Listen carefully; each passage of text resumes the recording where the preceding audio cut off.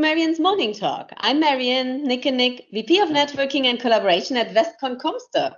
Today I have the pleasure of speaking with Howard Hines, who has been a training director for over 20 years. Welcome, Howard. Hi, Marianne, and thank you for letting me speak at your morning talk. It's a pleasure to be here.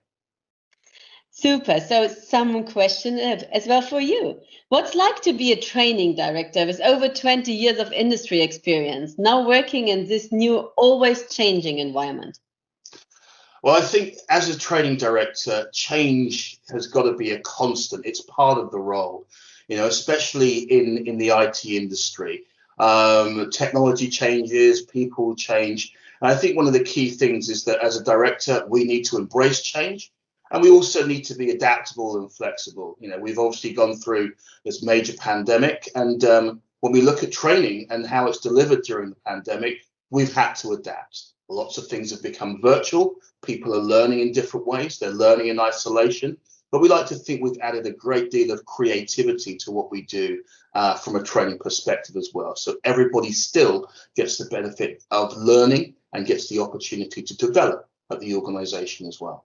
So are people more or less patient since the COVID pandemic happened during training sessions? That's a good question. And I think people are becoming more and more patient. I think they're understanding that they have to adapt and change, and learning will be delivered in different ways. We talk about this concept of the digital learning experience where we blend learning together.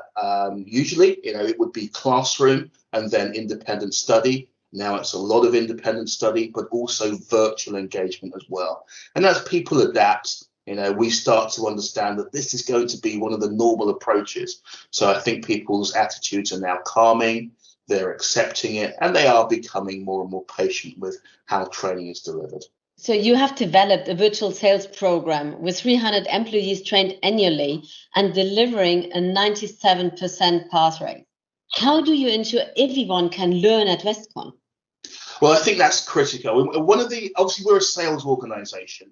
We're a commercially led organization, and salespeople are my target group. And it's been great to be able to deliver training for salespeople and see their skills and capability develop over a period of time. We see them from the beginning of their career. We see them develop into different roles. And absolutely right, the pass marks are very high. We like to think we give them good training, a good experience, and a good opportunity to learn.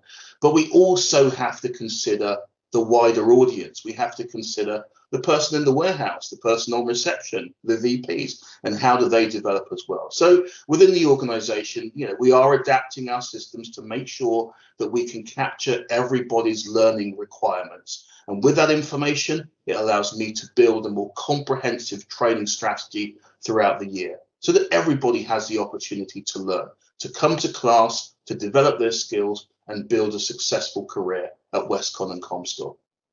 That's really great. So how do you see training evolving in the coming years? Are you always trying to keep costs down? Cost is always a major factor with training. I think we can either balance cost with value for money and even return on investment. And I think the important thing is this: value for money is critical.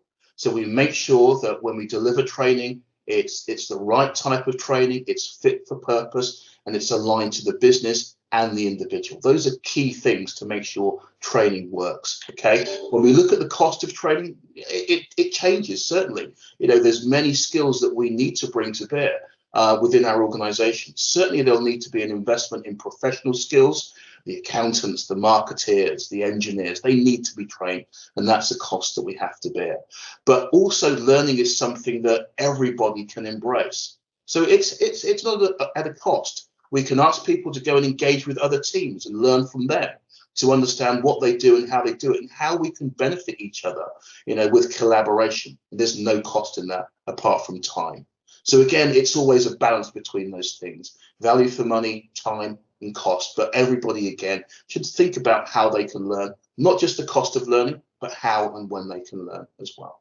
What would you tell a new hire about how they should develop at Westcon? The industry, I think within this industry, the IT industry, it is always changing. So I think the key thing is is make sure that you embrace change. Make sure you are a proactive learner. Seize every opportunity to learn.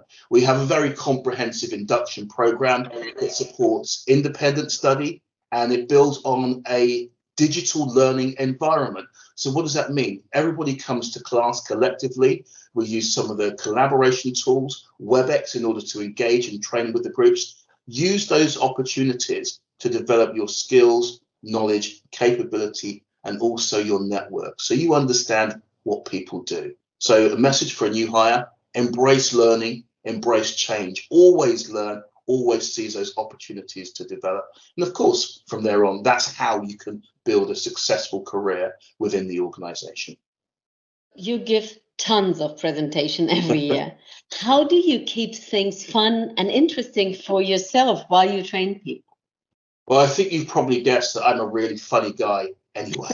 Okay, and I think that's important. You need to be engaging. You need to be humorous. You need to be able to be light-hearted in training. Nobody wants, a very, I guess, clinical presentation. So you have to really take some time to understand your audience, understand what makes the audience tick, of course, and make sure that you build your skills of humor.